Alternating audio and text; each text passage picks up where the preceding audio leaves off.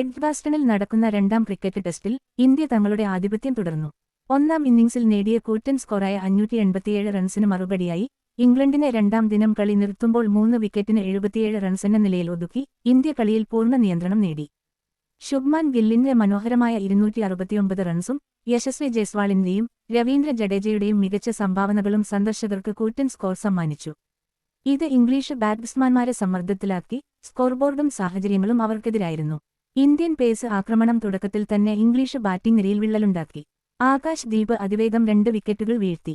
ആദ്യം ബെൻ ഡക്കറ്റിനെ 0-ന് പുറത്താക്കിയ അദ്ദേഹം തൊട്ടടുത്ത പന്തിൽ ഒലി പോപ്പിനെയും മടക്കി അയച്ച് വൈകുന്നേരത്തെ സെഷന് ആവേശം പകർന്നു.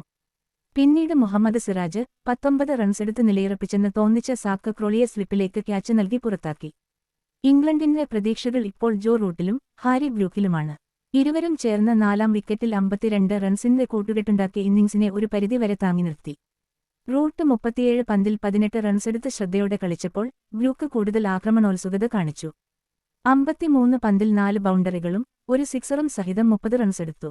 ഇപ്പോഴും 510 റൺസിന് പിറകിലാണ് അവർ.